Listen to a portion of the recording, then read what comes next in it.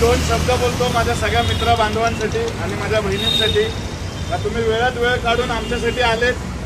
त्याबद्दल तुमचा सगळ्यांचा मी आभार मानतो. आणि असेच सोबत आमच्या सदैव आमच्या पाठीशी आणि आमच्या सोबत उभे राहा हीच माझी सदिच्छा आणि तुम्हाला सर्वांच्या शुभेच्छा. तुम्ही आम्हाला आले आमच्यासाठी. धन्यवाद.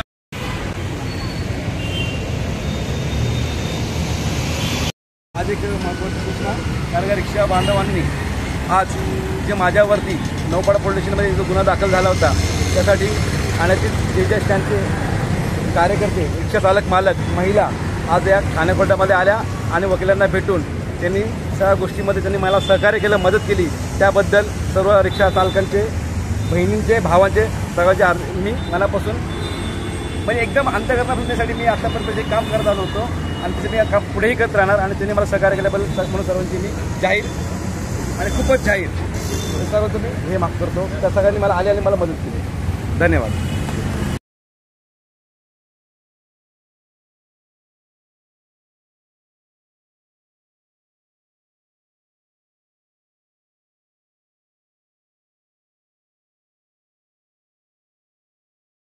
जय हिंद, जय संविधान, जय भारत. आज दिनांक 4 जुलै 2025 आपल्यावरती एक नौपाडा पोलीस स्टेशनमध्ये एक गुन्हा दाखल केला होता.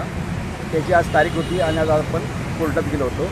पण मला एकच म्हणायचं आहे का मी एक सोशल मीडियावरती एक यूट्यूबर म्हणून मी काम करतो आणि यूट्यूबवरती आपले व्हिडिओ बनवत असतो. त्यामध्ये रिक्षावाल्यांच्या समस्या असतील, सरकारी कर्मचाऱ्यांच्या समस्या असतील, कुठल्या वैयक्तिक माणसांच्या समस्या असतील, काय अडचणी असतील, काय ट्रॉफिक असेल, त्या संदर्भामध्ये मी व्हिडिओ बनवत असतो. आणि ते व्हिडिओ बनवून मी आपल्या चॅनलच्याद्वारे लोकांपर्यंत पोहोचवण्याचा प्रयत्न करत असतो आणि ते व्हिडिओ आपण आपल्या चॅनलवर टाकतो. असाच एक व्हिडिओ मागच्या वर्षी 5 ऑगस्टला ठाण्यामध्ये रिक्षा चालकांचा संप होता. त्या संपासंदर्भात आपण व्हिडिओ बनवला आणि तो व्हिडिओ पूर्ण आपण ठाण्यामध्ये सगळ्या रिक्षावाल्यांना भेटलो, त्यांची समस्या जाणून घेतल्या. त्यानंतर पॅसेंजरना भेटलो, प्रवाशांना त्यांच्या समस्या जाणून घेतल्या.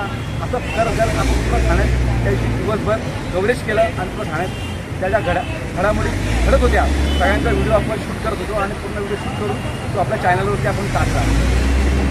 सोशल मीडियावरती व्हिडिओ करून टाकला हा गुन्हा आहे का? कोणाच्या समस्या पब्लिकपर्यंत पोहोचवणे हा गुन्हा आहे का? कोणासाठी कोण अगर हक्कासाठी लढते त्या लढणाऱ्या माणसांचा व्हिडिओ आपण जनतेपर्यंत पोहोचवण्याचा प्रयत्न केला हा गुन्हा आहे का? अगर असा गुन्हा असेल तर तो गुन्हा मी 10 वेळा करेन. मी लोकांसाठी अगर सहकार्य करत असताना अगर गुन्हा माझ्यावरती खोट्या केसेस आणि खोट्या गुन्ह्या अगर कोणी दाखल करत असतील तर माझी त्यांना नम्र विनंती आहे का खोटे गुन्हे दाखल करू नका. त्या सोशल मीडियाचा जमाना आहे, यूट्यूबचा जमाना आहे, इंस्टाग्रामचा जमाना आहे आणि या जमान्यामध्ये लोक व्हिडिओ शूटिंग करतात आणि ते टाकले जातात. आणि कोर्टाची गाईडलाईन्स आहे पब्लिक प्लेसमध्ये व्हिडिओ शूटिंग करून आपण तो आपल्या चॅनलवरती टाकू शकतो. त्याच प्रकारचा मी हा व्हिडिओ शूट केला आणि आपल्या चॅनलवर टाकला. त्या माध्यमातून कुठल्या लोकांनी खोटा प्रसारण करून आपल्या व्हिडिओच्या माध्यमातून खोटे पुरावे करून आपल्यावरती गुन्हा दाखल करण्यात आला. त्यामुळे आज आपण कोर्टात गेलो होतो, वकिलांना भेटलो आणि त्या गुन्ह्याच्या संदर्भात आपण चर्चा केली. तर मला एकच सांगायचं आहे, खोटे गुन्हे दाखल करू नका, जनतेला फसवू नका, जनतेला त्रास देऊ नका. जनता ही रस्त्यावरती प्रत्येकाचे आपले अडचणी मांडण्यासाठी तसंच आणि त्यांचे व्हिडिओ अगर शूट करून काढत असेल तर ते कुठेतरी थांबलं पाहिजे. कारण का यूट्यूब, सोशल मीडिया सर्वांकडे आहे, सगळ्यांच्या मोबाईलमध्ये. आणि त्या संदर्भात अगर आपण असं व्हिडिओ चांगला शूट करतो आणि लोकांना दाखवतो, लोकांच्या अडचणी आपण मांडण्याचा प्रयत्न करतो, अगर हा गुन्हा असेल तर माननीय न्यायालय आहे आपल्याकडे, सेंट्रल कोर्ट आहे, सगळं आहे, न्यायपालिका आहे. भारतीय संविधानामध्ये असं नमूद केलेलं आहे त्या लोकांना होणारा त्रास आपण करू शकतो. आपल्याला बघवत नसेल तर तो त्रास आपण शूट करून टाकल्या तर अगर असे गुन्हे दाखल झाले माननीय दाखल केले तर तुमच्याकडे आपले गुन्हे मागे घ्यावेत.